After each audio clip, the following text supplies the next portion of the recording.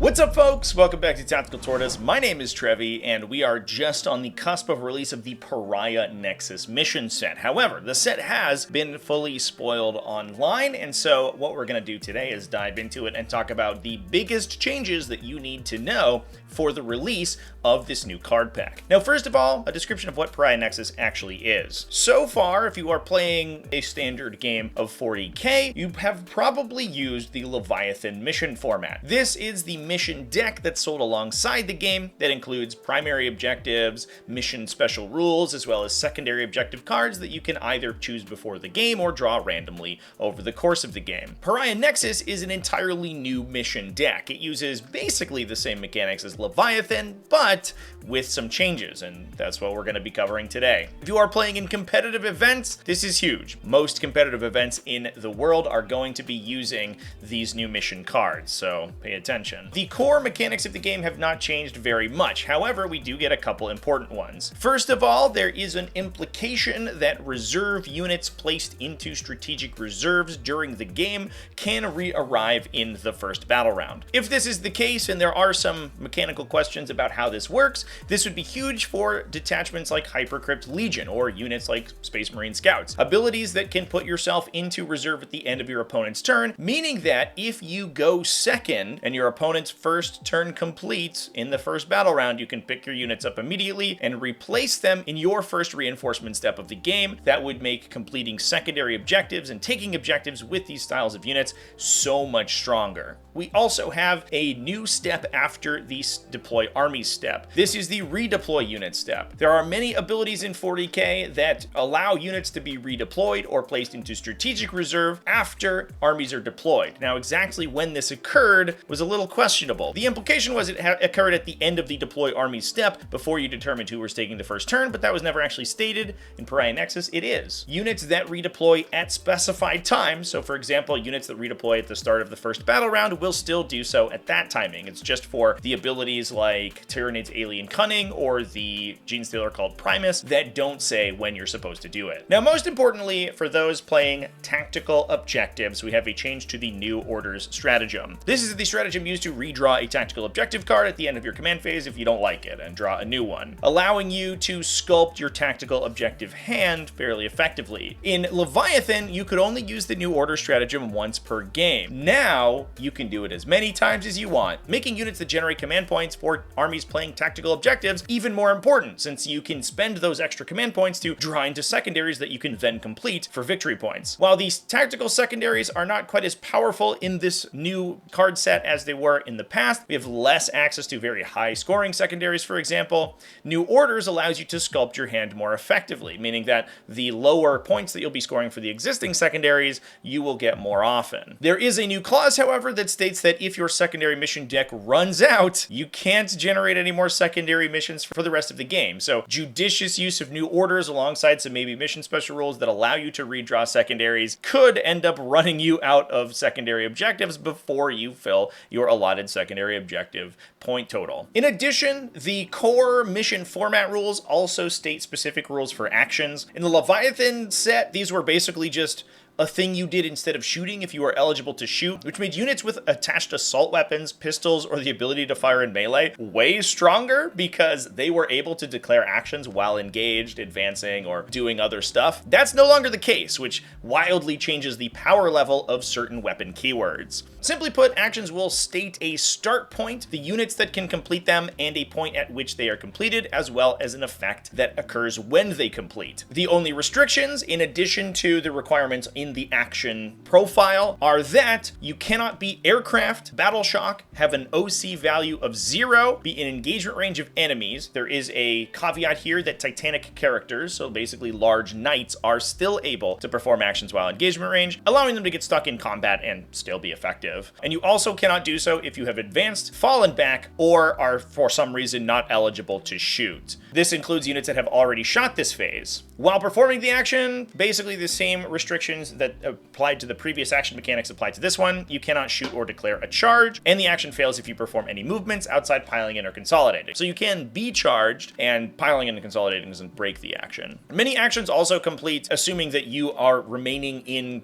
range of an objective marker, for example. So moving yourself around with pile and consolidate moves, you have to be careful about where you end up because you want to stay in roughly the position that you started the action. Leviathan had a mechanic called Gambits, which was used to try to come back in the game if you were currently losing. They were special objectives that you could complete for a whole boatload of primary objective points, but were basically impossible. They have been replaced by a new mechanic, which is going to be way more impactful. The secret mission mechanic allows you, at the end of the third battle round, if you have less than or equal to your opponent's primary objective score, so these are the points tabulated in your primary objective card, choose to take a secret mission. If you do so, the score you can get from the primary objective card is capped at 20 victory points. Now, this is cumulative with the victory points that you will score from the secret mission, so between those two cards, you could potentially score up to 40. While normally primary objective can score up to 50, this does give you a 10-point less cap on the amount of points you can score. The secondary mission cards are much easier to score than the previous incarnation of Gambits. All of these secret missions score at the end of the battle on a particular criteria. Command insertion requires that your warlord is in range of one or more objective markers in your opponent's deployment zone, so if they capture the enemy outpost, then you'll score a boatload of victory points. Shatter cohesion requires that you either wipe out your opponent's army, bring all of them to below half strength, or move them all 3 inches away from any objective markers. Basically, if you have essentially almost tabled your opponent, this is excellent in situations where your opponent is bleeding themselves dry to score victory points over you, contesting your objective and blocking your secondaries, but you're killing their army. If you're sure you can kill their army by the end of the third battle round, you can lock in Shatter Cohesion, table them, and get yourself back in on the primary score. Unbroken Wall requires you to control 3 or more objective markers not within your deployment zone. This does include the objective in your opponent's deployment zone, so in most missions you'll have up to 4 objectives to choose from in order to score this. It is a little tough, and it does also require you to be basically tabling your opponent and have resilient units yourself, especially since if you lock this in going first, your opponent will have the opportunity to contest those objectives if they're still on the table. So this one might not see much play unless you are going second and a very fast army. War of Attrition is the last one and has a bunch of criteria. It requires that 1 or more battle line units from your army are within your opponent's deployment zone.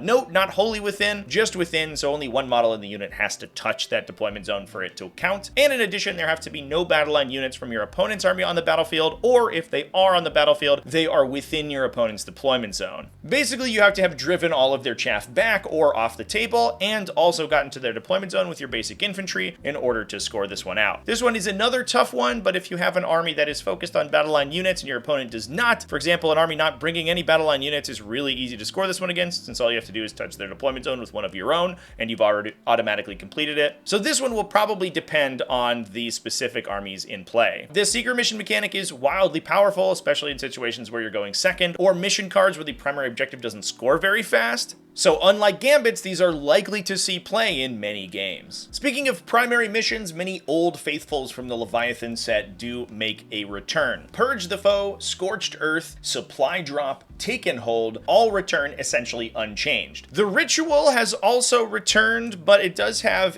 one minor change to it. Previously in the Leviathan version of the Ritual, you could set up new objective markers created by the Ritual action 9 inches away from any objective marker. So you had a little bit of flexibility with the ability to set up from the objective marker in your deployment zone and put it in a relatively nearby position. That is no longer the case. Instead, you now place the new objective marker 12 inches away from another objective marker in no man's land. Not only does this mean that you have less objectives to measure that ritual performance off of, but it also means that they're going to be farther away, making it much more difficult to complete this action. You will very quickly run out of board space where you can place new objective markers and hold them safely, which will probably be healthy for the mission overall, if a little bit annoying to measure in the beginning. Deploy Servo Skulls also returns, but in a little bit of a different format. It's now called Unexploded Ordnance. It has basically the same mechanics as the original Deploy Servo Skulls with an updated and much refined scoring. Just like Servo Skulls, each objective marker scores at the end of your turn based on its proximity to the opponent's deployment zone.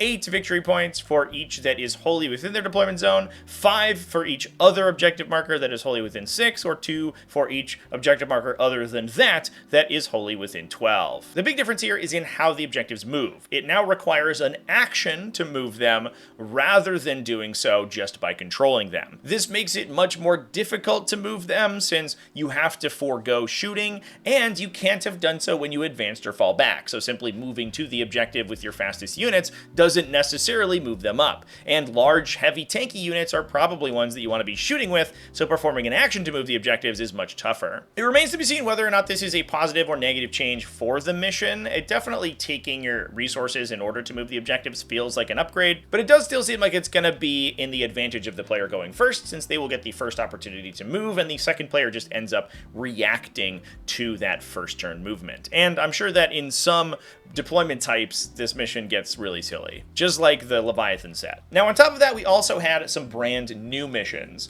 Burden of Trust scores you 4 victory points for each objective marker you control outside of your deployment zone, so no man's land and the enemy deployment zone, and also scores you additional victory points if you choose to guard them. When you control an objective in your command phase, you choose a single unit to guard them, and then at the end of that turn, you score 2 victory points if your guarding unit has remained in range of the objective, and also you still control it. This makes this mission incredibly high scoring. You can score basically up to like 30 points a turn if you are able to guard every objective on the map, because there's no cap on the total number of primary you can get, but it encourages a lot more slower and methodical playstyle, since you want to be taking objectives and locking them in under your control by sitting your units on them for a full turn to get the additional bonus victory points. One bizarre thing to note about Burden of Trust is that the objective markers outside your deployment zone are the ones you score for the normal mission parameter, so scoring 4 victory points for controlling them, but you can guard any objective, meaning that the one in your deployment zone will still be worth 2 victory points if you hold a unit on it for your entire turn every round. Similarly, Linchpin puts additional emphasis on your home objective. You normally score 3 victory points for every objective marker you control in your command phase if you don't control your home objective. However, if you do so, each objective is worth an additional 2, and that one is worth a base of 3. While Capture Enemy Outpost is no longer in the secondary mission deck, this one gives you huge bonuses for holding your primary objective. So again, it's encouraging a little bit more of a slower defensive playstyle, because there is the potential to block your opponent a ton of primary points simply by taking their one home objective. Last but certainly not least, Terraform is a brand new primary mission. This is another action-focused mission, and it's very similar to some missions in 9th edition. It scores you 4 victory points for each objective marker you control, up to 15 in total in your command phase. However, you have access to the Terraform action. This allows you to perform a full round action that ends at the end of your opponent's turn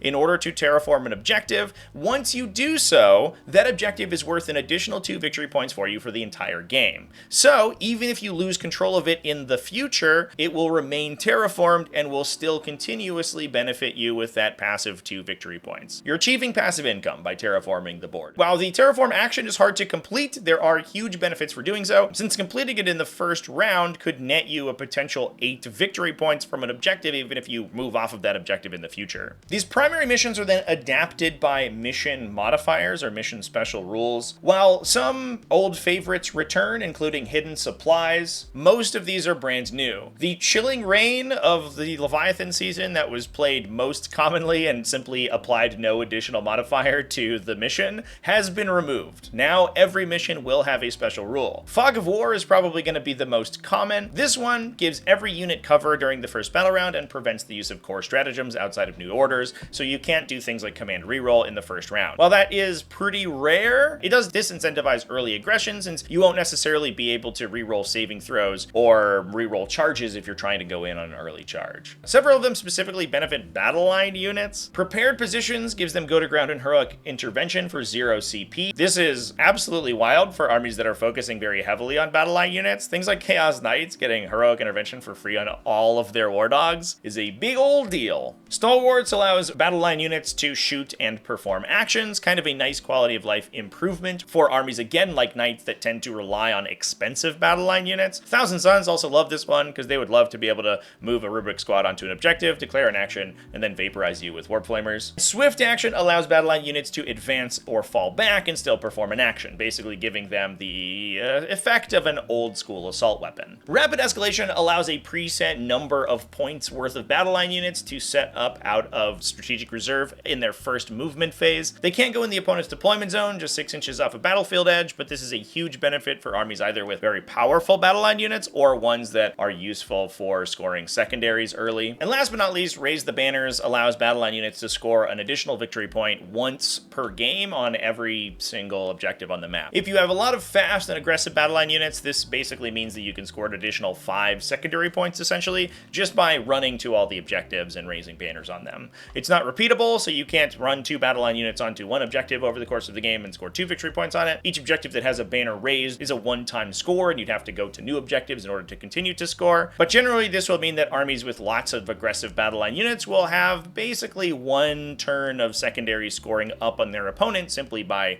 doing the thing that these aggressive units normally do. Now, on top of that, there are some weird ones. Smoke and Mirrors, for example, allows you to place units in strategic reserve after units have deployed armies. I think this is going to be in the new redeploy units step. This is up to a predetermined value, 500 points for a Strike Force game, which does not count the existing points in strategic reserve. So this one makes the game absolutely wild with tons of units in strategic reserve potentially. Inspired Leadership gives you a leadership buff if you are within 9 inches invisible to your warlord who is not in your deployment zone. Not the biggest benefit in the world. I think this one will just probably go forgotten most of the time that it gets drawn. But most impactfully, in my opinion, Adapt or Die gives you redraws on your secondary missions. For players using fixed secondaries, at the end of your turn, you can discard one of those fixed secondaries and replace it. However, the victory points you've already scored on that fixed secondary are retained. So if you have this mission modifier in play, you could potentially score a couple points on an action secondary, for example, and then flip it out for something more powerful in the late game when you're running out of units to perform those actions. If your opponent has counterplay to your secondary objectives, you can simply discard them, which is wildly powerful. In addition, if you are playing tactical missions, you get 2 redraws per game. After drawing a secondary mission card, you can draw another one, then shuffle one of them back into the deck, giving you a lot of hand sculpting, especially alongside that repeatable New Order strat. These mission rules go alongside a couple of new deployment zone types, including a new sweeping engagement that uses a stepped deployment style with simply like multiple boxes stuck together rather than a big diagonal, as well as the brand new tipping point that does the same thing but in a hammer and anvil style, essentially aping the Crucible of Battle that already exists. Now, last but not least, let's move over to secondaries. Now, I'm not going to go through every single secondary in the deck. I do go through them on a live stream that I did earlier this week if you want to go check them out individually, but there are some big changes to how secondaries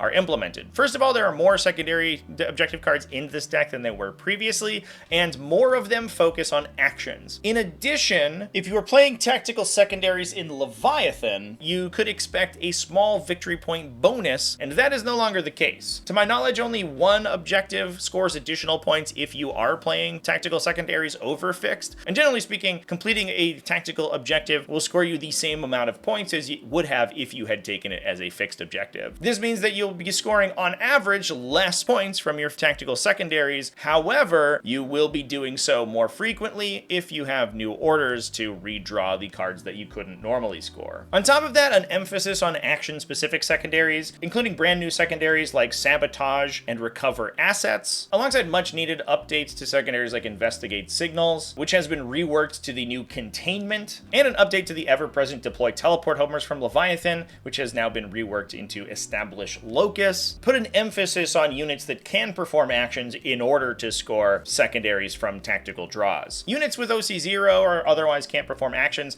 can still score maneuver secondaries. Things like Area Denial, Extend Battle Lines, and Behind Enemy Lives are still up for grabs, but if you do include these units in your army, you will still likely not be able to get the God turns where you can score multiple secondaries at once with them by placing them into a relevant position on the table and declaring an action with them. It definitely seems like they tried very hard to rebalance the differential between fixed and tactical secondaries. It seems like in the past you had to specifically build for fixed secondaries in order to make them useful, whereas tactical secondaries were the more commonly played and I think in general higher scoring variety. These new changes definitely seem to be aimed at making these two styles of objective score more consistently. However, as a tactical objective player, you get more control over your tactical objective deck, which means that you're going to be drawing the cards that you want more often. I also think, as I mentioned before, that it's going to make command point generators much more valuable for armies trying to score tactical secondaries. And with that, that is all the changes in Pariah Nexus. Let me know down in the comment section what you think about this new card set. And thanks to everybody who watched all the way to the end of the video. Thanks as well to everybody who supports the channel, either over on Patreon at patreon.com/TacticalTortoise, YouTube channel members and Twitch subscribers. Y'all are awesome and you know it. Remember to keep it classy, folks, and Have happy wargaming.